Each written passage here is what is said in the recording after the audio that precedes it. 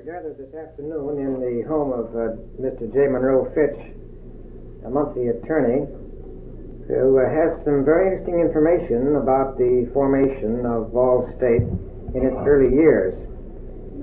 We had invited Dr. L.A. Pittenger, the President Emeritus of Ball State, to join us, but because of personal illness, he is confined to his home. The present speaker is Charles F. Van Cleve, Professor of English, Chairman of the Convocations Committee at Ball State, who's arranged this interview. Mr. Floyd Creech, undergraduate student, is at the controls. Now, in the absence of Dr. Pittenger, Mr. Fitch, you and I are going to have to carry the burden of this discussion. Perhaps we can supplement it later when we have a chance to talk with him. It seems to me I see a very interesting sentence on our present catalog, which has started me off on this search for information. It's on page 40 of the catalog, and it says something about the fact that in 1917, the General Assembly gave the Board of Trustees of the Indiana State Normal School permission to accept gifts and donations. Is that as you recall it? Yes, that's right, for accept gifts and donations for school purposes. And then it didn't involve the two universities at all, just the normal school at Terre Haute. As I remember it, that's right. All right, now at that time, you were serving the state of Indiana as an assistant minute clerk of the House of Representatives? Assistant clerk of the House. That was in 1917. 1917. But your memory of this whole thing goes back much farther than that, some 12 years to 1905, doesn't it? Oh, yes. What was the situation that year? Senator Walter L. Ball of Muncie was in the state senate at that time, and he introduced a bill in the Senate asking the state, giving the state permission to take over the school here and make a state school out of it. What happened to that bill? That bill failed. It never got past the legislature. Did it fail in the House? In the Senate. In the Senate. Then there was another opportunity a couple of years later, was there not? Yes, in 1907 I was a member of the Indiana General Assembly, member of the House of the Indiana General Assembly, and I introduced the bill practically the same thing as the one that Mr. Ball introduced. And did that bill pass? That bill passed the legislature and went to the governor. Who was the governor? Governor Frank E. Hanley. Did he sign the bill? No, he vetoed it, or I remember it was a pocket veto. It was close to the close of the session that he didn't have to take it in the last 3 days. He was opposed to the bill then, was he? He killed it at the request of Charles Warren Fairbanks, who was United States Senator from Indiana at that time. And what was the reason for Fairbanks' opposition? Fairbanks thought it would increase the tax too much to establish another school. To establish another school. Well, then that was 1907. 1907. And what was the next move then?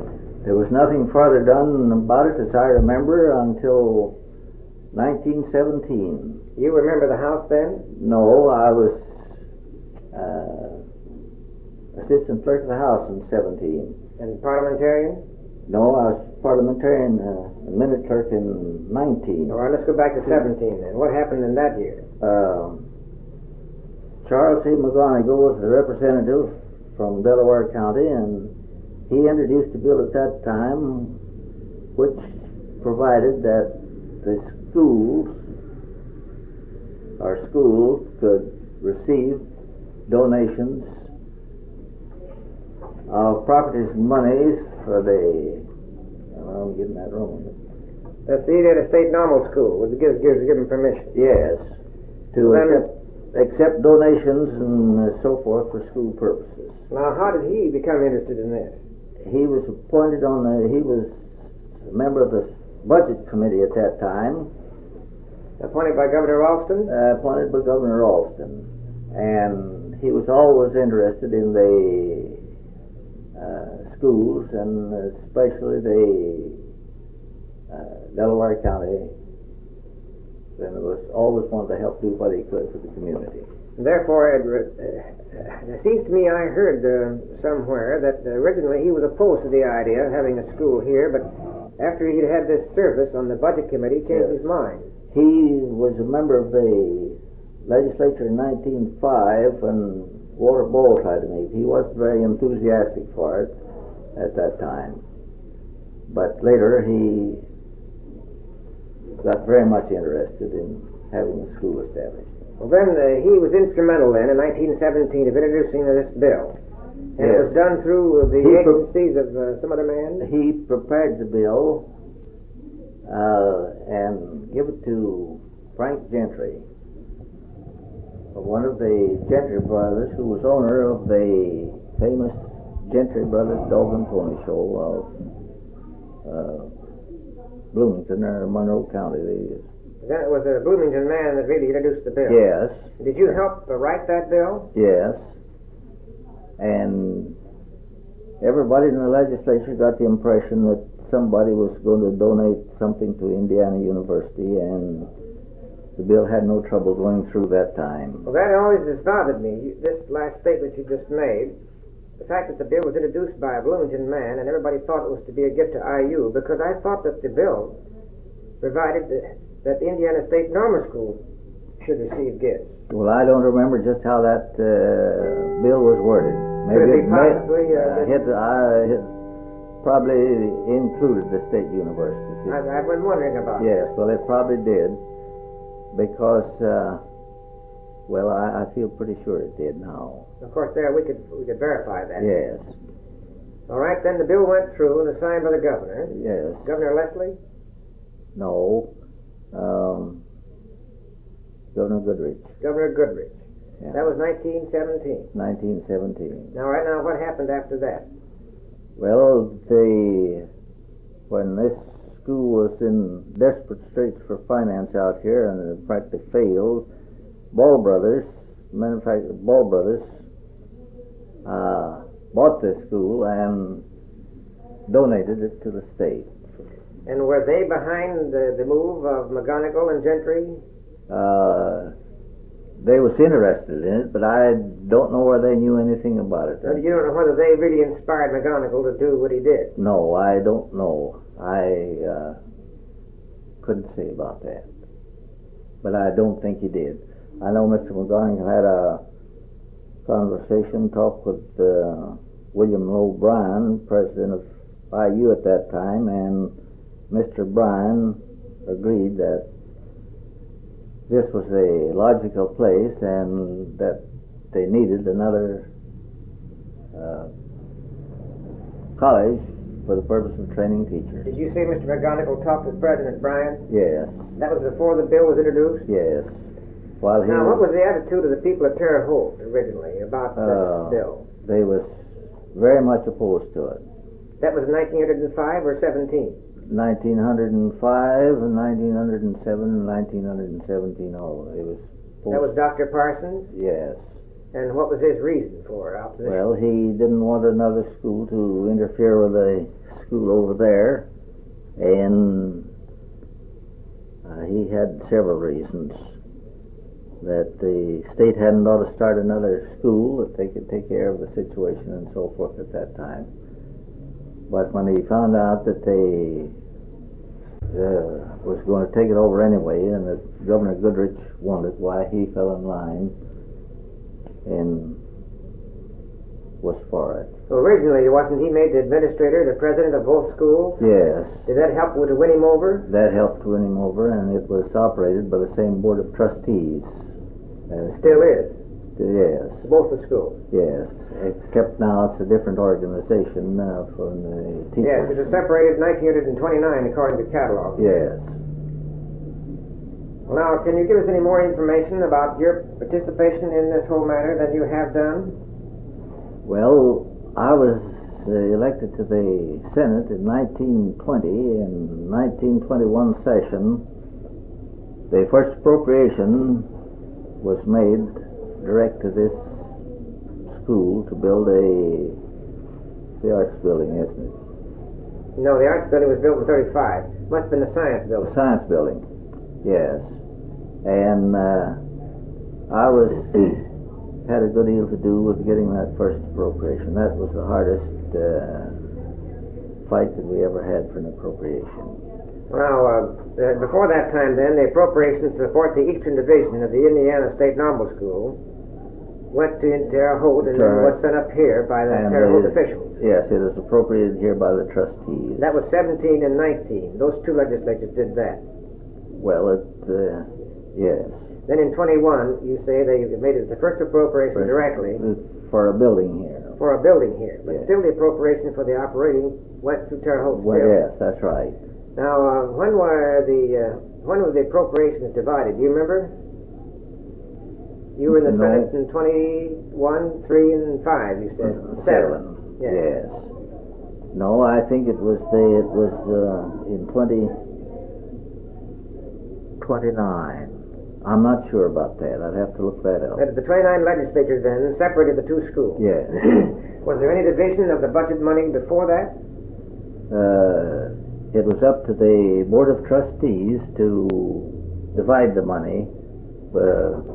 It all went to the Indiana State Normal School, and then it was divided by the trustees, and the part that come here was... That is up until 1929? I think when it was the schools 29. were divided? Yes, I think it was 29. All right. Any other information you can give us about your participation in this? Well, there's some funny things happened about that. We got that appropriation in the bill once it's in the House. It went before the committee, and the House taken it out. The bill come to the Senate with the appropriation for the building here out. I was on the Finance Committee in the Senate, and the bill come to our committee, and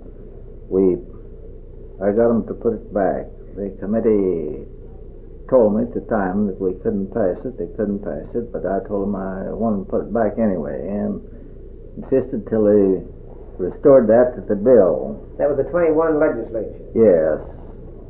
For $250,000, and they, when it come up before the Senate, after several scraps on the floor, the Senate finally killed it, taking it out over in the Senate. And when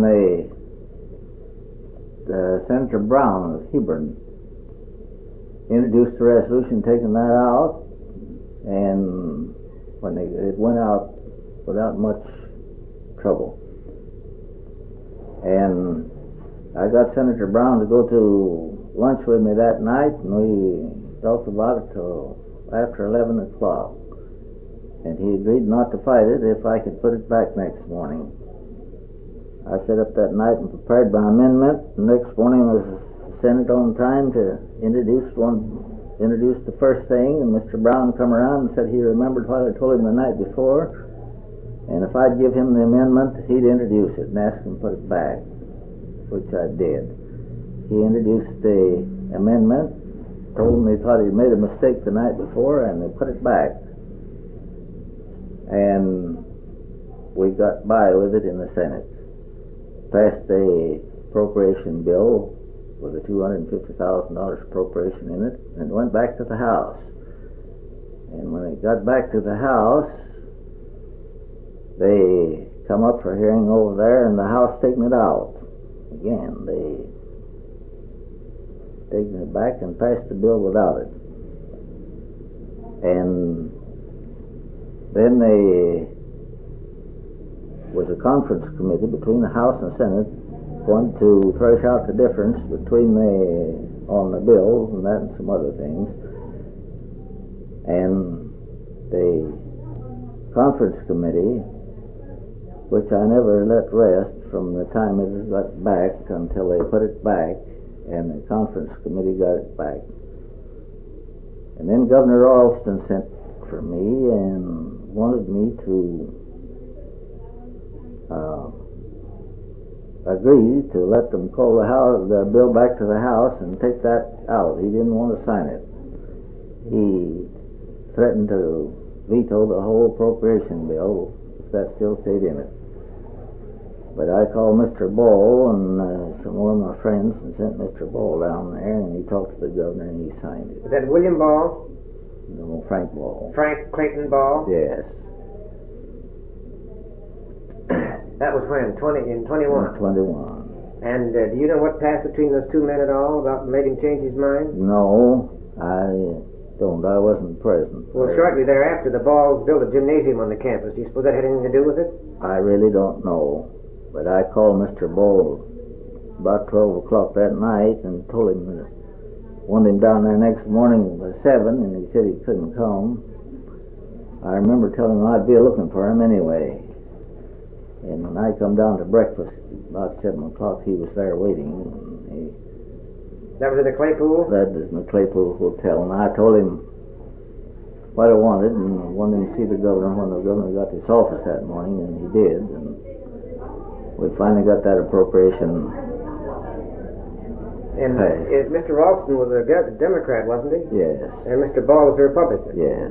And so therefore there was nothing political about it. Oh, no, there was persuading nothing. the governor that's a good thing for the state. Yes, that was, now I could make a remark, but I wouldn't want him there. So we can turn this back on? Well, wait, I don't... Now you were through in 27. 7, that's right. And that was, Pittenger was through in 29, wasn't he? No, he was through before you were. He was through before I was. He was in the house. Now, I'd have to look up the dates when he... Well, he introduced the bill, didn't he, that finally separated? Yeah, turn it back on again. Mr. Fitch, is that true that Dr. Pittenger, while he was a member of the House, introduced the bill which finally separated the two institutions? I think that's right. And was that in 27 or 29? I think it was in 29. And that had a fight on its hands? Or was that fairly easily won? No, that was fairly easy. There wasn't so much fuss over that. By that time, this institution had 12 years, or almost 12 years of growth. Yes. As a separate entity, at least. And the remarkable growth here when this institution started is what caused Mr. Parsons to weaken and become very much interested in it. Didn't Mr. Hines follow Mr. Parsons? Yes. And he was the president until Mr. Burris, is that correct? Wait now, this He was president of this school until Mr. Burris. Well, there was one fellow before There was. Hines. What was his name? He was a young fellow, and then he went east. He didn't stay long. I see. Well, now, then you were in the Senate when Mr. Pittenger was in the House. Yes, he was in the House part of the time. Well, the time that this bill was passed, separating the two schools, you were in the Senate and he was in the House. No, I wasn't there in 29. You weren't there in 29? No, 27 was my Well, at the time this bill was passed, he was the chairman of the Budget Committee, was he not? Yes. And the floor leader of the House for the Republican Party? Yeah, that's right.